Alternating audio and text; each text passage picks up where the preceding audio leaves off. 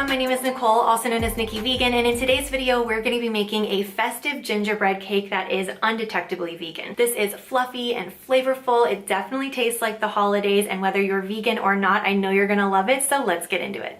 We're going to start by making a flax egg with ground flax seeds and orange juice. Orange juice works really well with the spices in gingerbread, so we're going to go ahead and add a little bit more flavor by substituting orange juice. So we're just going to mix those two ingredients together and set that aside to thicken.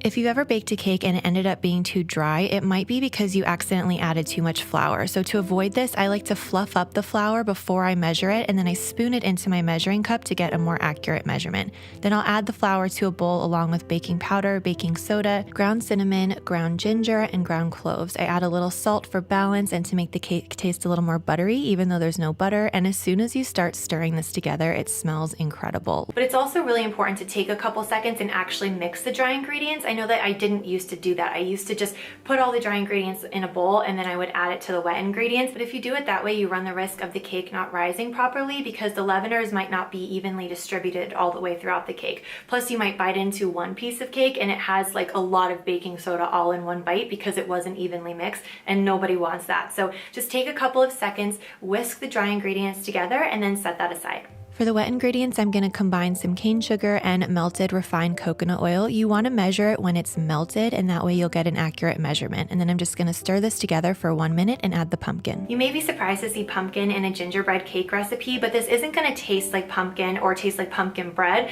This is definitely a gingerbread cake recipe, but the pumpkin here is really functional and it does two things. The first is it acts as our second egg replacer. So the starch in the pumpkin is going to help to bind the cake together so we don't have to use chicken's eggs to keep our cake held together while it's baking. And the second thing it does is it kind of acts as a bit of an oil replacer. So we don't have to use quite as much oil in this recipe and we'll still get a very moist, delicious cake. And then comes my favorite part. And if you guys are on social media, TikTok, Instagram, you might have seen a trend going around where people are talking about romanticizing your life. And I feel like this is the moment in holiday baking to romanticize, because molasses is just beautiful, and I really only use it this time of year. But when you pour it into a bowl, it's just like this ribbon of glossy, dark, thick molasses that just sort of cascades into the bowl, and it looks so luxurious and beautiful, and it smells like the holidays. And so every time I pour molasses into a mixing bowl,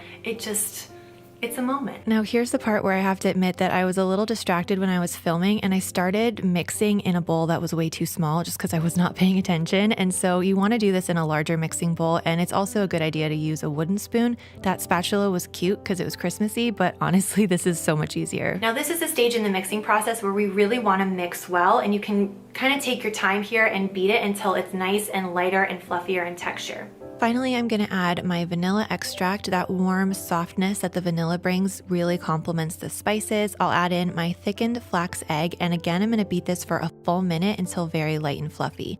Then I'm going to add in half of the flour. At this point, you don't want to overmix. You just want to stir until combined, until no flour is visible. Then add half the water and mix just until the water is absorbed. Add the rest of the flour and mix one more time, and then we'll finish with that last bit of water. And this alternating process, the dry and the wet, really helps to create a delicious texture in the final cake. It will be so good. I transfer this batter, which is pretty thick, so don't be alarmed. We're going to transfer this to a lined baking sheet and bake at 350 for 30 minutes.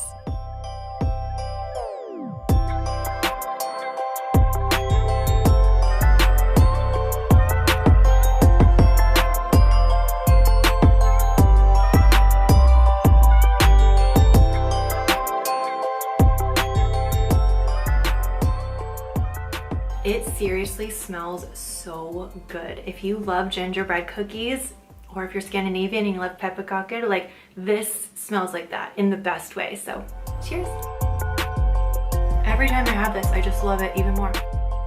I really love the texture of this cake. I worked really hard on that part too because I wanted the flavor to be delicious, and you do. You get that molasses, you get that cinnamon, you get the ginger. I think it's really nicely balanced, and there's no one flavor that really jumps out at you. It kind of all works together and tastes like gingerbread. But the texture was really important to me too, because I didn't want it to be, you know, dense or heavy. I wanted it to be moist and kind of decadent, but light and fluffy, and that is what you get here. I mean, I don't know if you can really tell because it's such a dark color, but it is so, so good. I really hope you guys will love it. If you like my pumpkin bread recipe, if you like my pumpkin muffins recipe or my Earl Grey cake recipe, you know that I have a thing for textures when it comes to cake, and I don't stop until I feel like I've got the recipe just right when it comes to both flavor and texture, and I really think that this is on point. So I can't wait for you to try it. The recipe is going to be in the description box below, so make sure you check that out, and I will see you in a video very soon.